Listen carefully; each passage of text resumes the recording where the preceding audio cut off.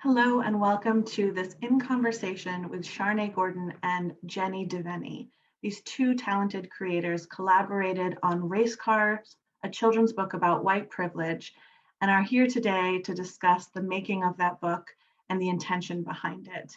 Charnaie Gordon is the editor on the project, and she is also a diversity and inclusion expert and the creator of Here We Read, a blog about diverse books. Jenny Devenny is a therapist and licensed social worker who is also the author and illustrator of the book. We are excited to welcome both those creators for this fabulous, important conversation. Thank you. Hey, Jenny. Hey. How did you come to anti-bias, anti-racism work? Can you share that with us, please? Sure. So actually, I feel like, I'm a social worker by profession, and most of my experience has been doing therapy with children and their families. But I feel like as a social worker, if you're practicing without an anti-racist lens, without an equity lens, then chances are you're kind of causing harm to the communities that you're trying to serve. So I feel like anti-racism work and social work kind of go hand in hand. I think anti-racism work is important for any profession, but especially for social work because of that direct impact that you have on your clients. But I actually think that I became interested in anti-racism work years ago, before I even knew what it was called, or what I was sort of learning about or interested in. I grew up in New York City, which is one of the most diverse cities in the world, but also has one of the most segregated public school systems in the world. And I was a part of that public school system from kindergarten to 11th grade. And I sort of watched as I got older and older, my classes got whiter and whiter. And I didn't really have the context for why that was happening. I know now that there are various practices having to do with standardized testing and these sort of selective admissions processes that really benefit white people disproportionately. But at the time, I was benefiting directly from those programs and really attributing my success to myself, right? And, I was in the gifted and talented program in middle school, which was the predominantly white class in a broader, more diverse school. And then I tested into the specialized high schools. I went to Stuyvesant High School, which again has a racist admissions test, right? But, without this context, I really thought it was just my own capabilities, me, I was just working really hard. And then in 11th grade, 9/11 happened. So I was in 11th grade during 9/11, and my parents freaked out. My high school was a couple blocks away from the World Trade Center, and they pulled me out because of the air quality in the area. And I went to this very progressive, diverse private school on a scholarship. And it was actually at this private school that I learned about anti-racism, anti-bias work through their Diversity Day. And Diversity Day was actually a full week of workshops and conversations around race, power, privilege, and oppression. And I remember this was sort of the first time I was given the language to sort of name what I had been seeing up until that point and sort of to contextualize my experience.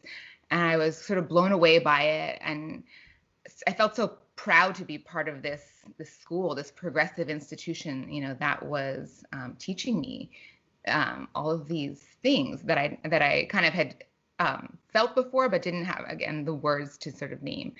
But that only lasted for so long. I went on, eventually the school kind of revealed its hypocrisy to me, right? There were a number of racist incidents that occurred at the school that sort of showed that the curriculum was anti-racist, but the institution itself was not. Its policies were not. And really kind of how could it ever have been as inclusive as it said it was, it was trying to be, with these astronomical tuition fees, with a leadership that was predominantly white, and so I sort of started to, this is when I sort of started to challenge what I was being learned, to start to think more critically, and became really interested in anti-racism. And So that's sort of long story short, I actually took a detour and didn't immediately jump into anti-racism work. I became a graphic designer first, Right. which is where the illustrations come from in the book. But eventually I made my way back to social work. And that's sort of where I kind of started getting more involved with this work. Mm. Kind of, yeah. Wow, what a great path that you kind of took to kind of find your own way into this to this work. So very cool. So what about you? So I know a little bit about your background, but can you tell us, can you tell the listeners sort of a little bit about your history, your career? Yeah, well, for me, first and foremost, I always like to say I'm a wife and a mom, to two kids. My kids are 7 and 8. I have a boy and a girl. And they really are the center of my world and of my joy in my life. I kind of came into this whole diversity, inclusivity work, not really being intentional about it. It was more so this was just something that I was passionate about for my own 2 children, right? This is how I wanted to raise my kids. This is how I wanted to show up in the world, not necessarily for everyone else, but just for my family. And so out of that, just from me sharing and me just being my authentic self, I decided to start writing a blog. This was 6 years ago when my kids were 1 and 2.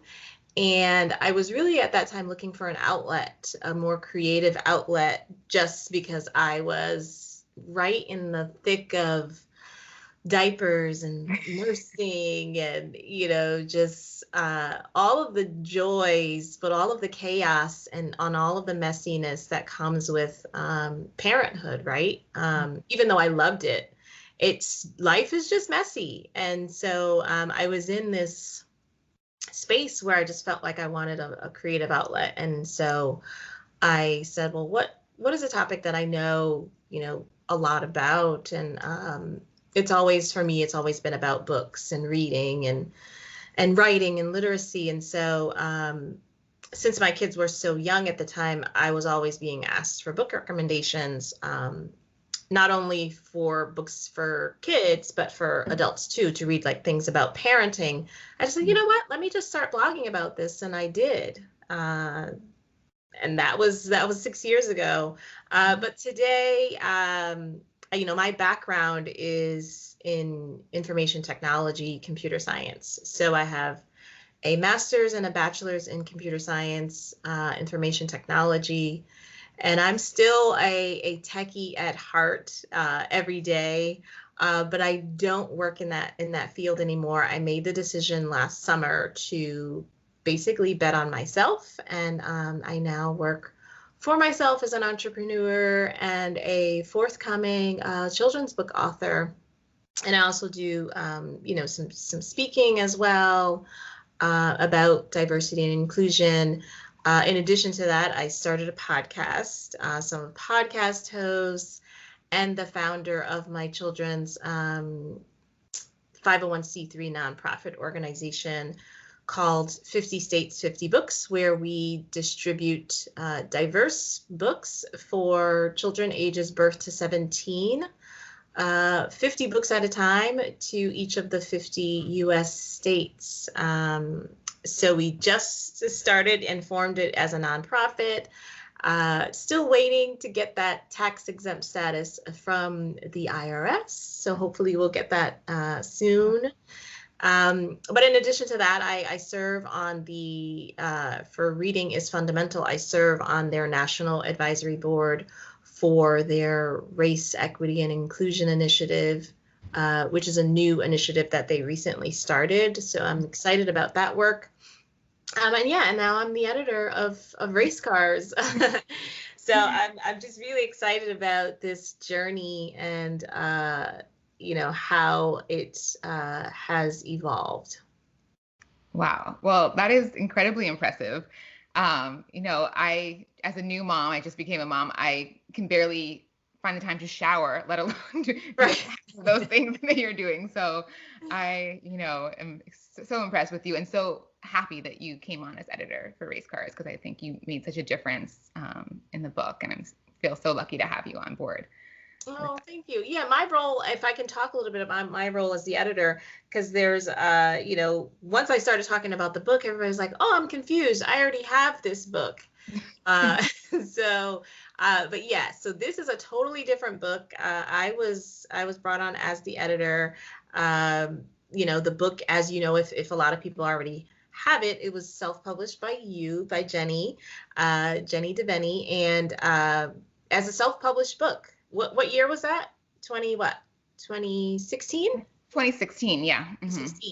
2016. So yeah, almost 5 years ago. It was a self-published book, and it was picked up by Cordo Kids, and they were the ones that made a decision to bring in an editor, and I was the one that was chosen for that. But as the editor, I really tried to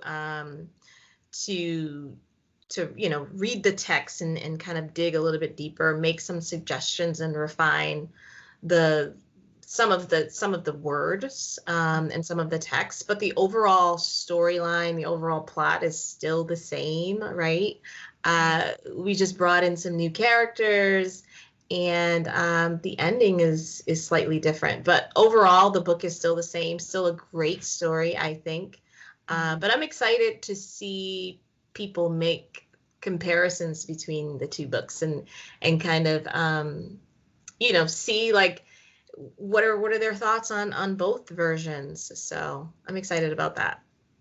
Yeah, I think we were kind of lucky in a way, because of that time the book was people were exposed to the book, we got a lot of feedback, and and then having your perspective as well. I think the changes really do kind of elevate the book, and I think the ending I'm a lot happier with, and the new characters, that you brought in. I think that people are going to be really happy. I think it's worthwhile to kind of have these both versions and to compare, even talk to your kids about, right. Why do you think they made those changes? Because they were pretty intentional, right? Right.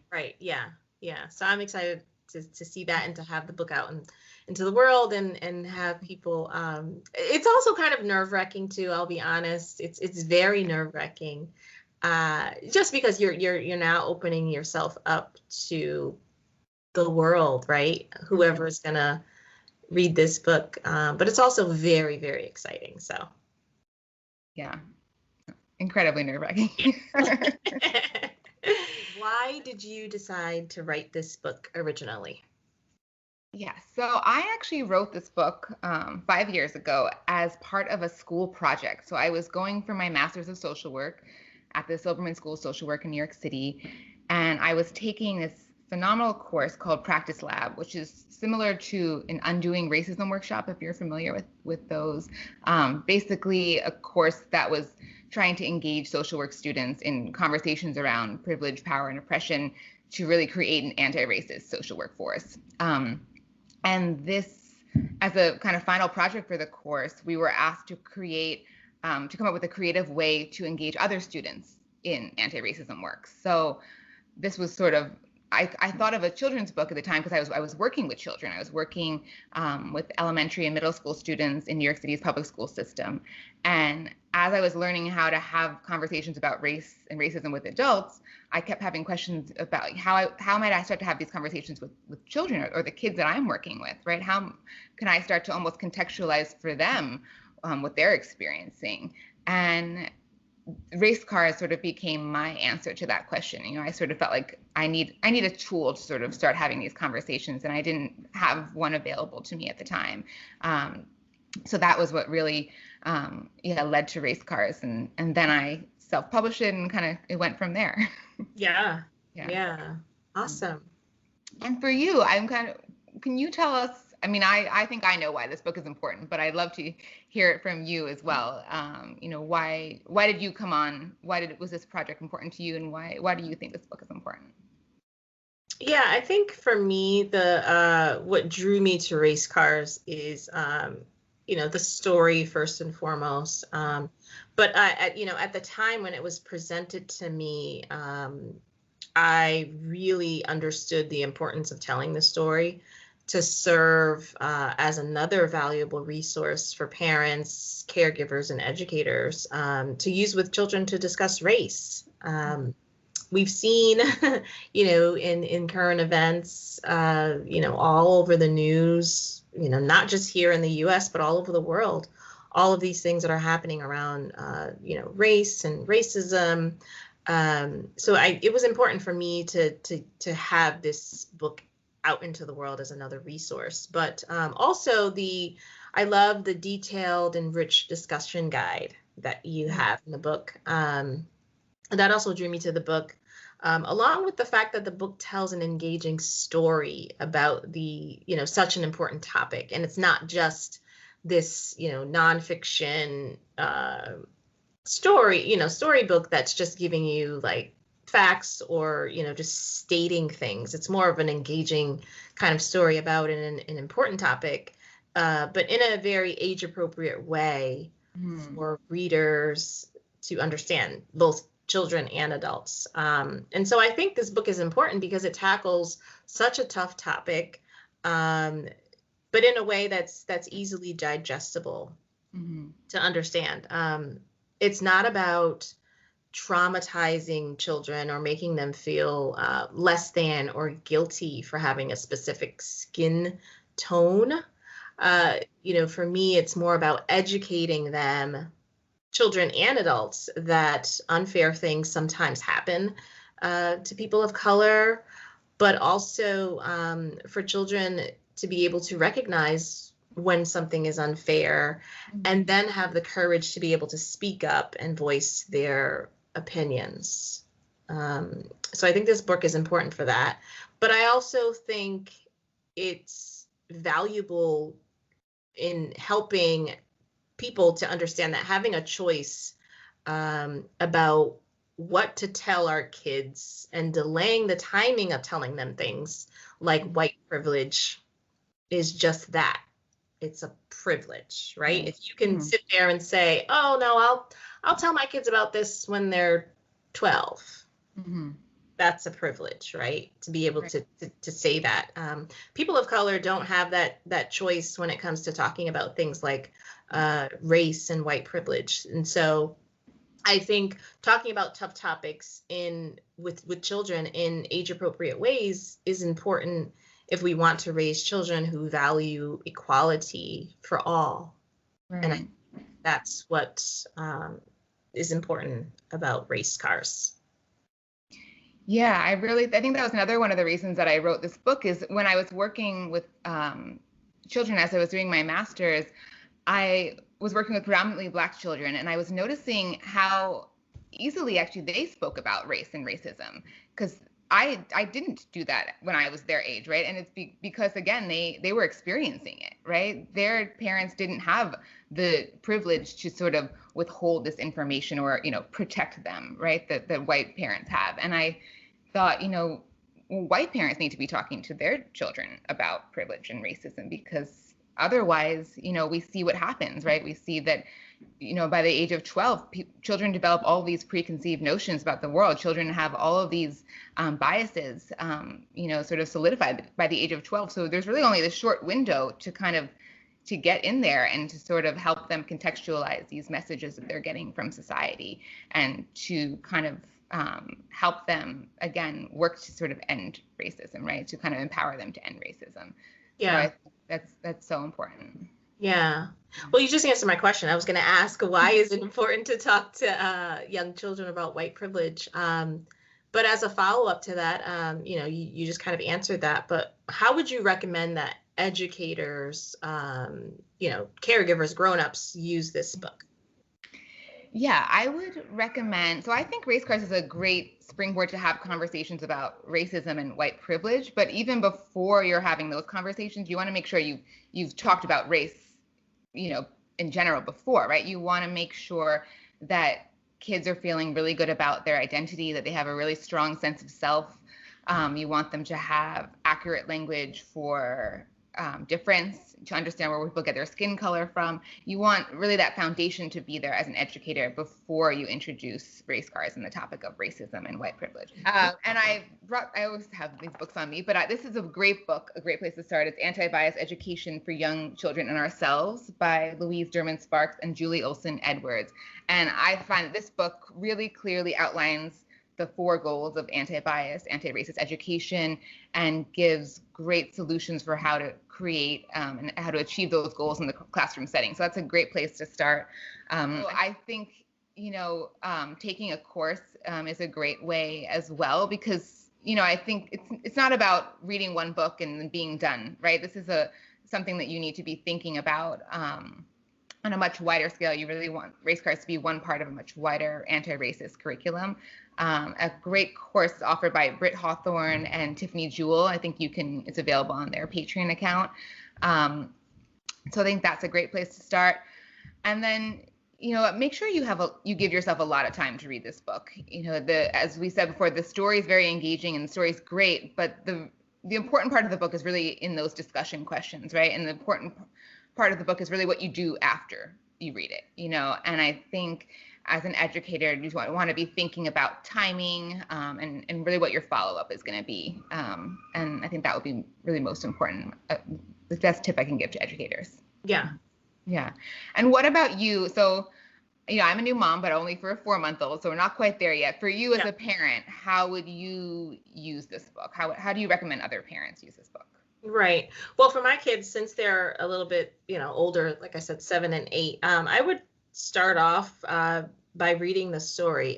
Again, we've already been doing that work that you were talking about, trying to form this foundation for introducing race and, tough topics like race and racism. So I've already been doing that work with my own kids. So I personally would start off just by reading the story. But I like your recommendation about having that foundation if you haven't already been doing that work. But yeah, I would start off by reading the story with my kids. And then after reading the story, I would kind of see what kind of thoughts or what kind of thoughts or questions come up from my children before I start kind of telling them my thoughts and my opinions, because I think, it's important to allow children space to kind of summarize the story in their own words first. And just also by making note of any type of language or any type of words that they're using to describe it. Mm-hmm. Because children, they're pretty inquisitive and imaginative, and they're curious little thinkers and learners. But also, you never know, they might offer a different perspective of the story that you weren't thinking of, right? So I would read the story. I would allow my children space to ask questions or just kind of summarize it in their own words, and then kind of dive into the discussion questions afterwards. Maybe not every single discussion question. It's pretty jam-packed, that discussion guide in the back, which is a great thing. But I would probably tackle maybe like 1 or 2 of those discussion questions, and then maybe follow up again another day, with some of the other discussion questions. Or if there's an incident that happens in real life, right, real world example that we can use this book for, return to this book whenever some sort of unfair or unjust thing happens, to kind of keep reiterating it and reminding children of how the world is, right? And what they can do to be a better advocate for everyone, but also to really just kind of understand this is how the world works, right? And so trying to get them to think about ways that maybe they can, evoke change or help to evoke change as they grow. But that's how I would use it. But I think also for like much older kids, that discussion guide is really even helpful for older kids, for grownups. and to have like more of a richer experience and more of an open discussion and dialogue. But again, adults should pay attention to any language or words that even older kids might be using and correct them if you think that they're interpreting something incorrectly or in a way that may be offensive to a group or a community of people. Right. Yeah. And I love what you said about sort of using race cards as this reference point, kind of that parents can almost turn back to whenever anything is going on, in current events and in the real world. I think it's it's a really engaging story that you can kind of use to help explain a number of different incidents to your kids. You can kind of say, remember when this happened in race cars? Well, now this is happening in real life. What do we know about that? Help them kind of to start thinking critically about real life events as well. So I really love that. Yeah, I agree. Jenny, why did you choose to use the metaphor of a race car to talk about white privilege?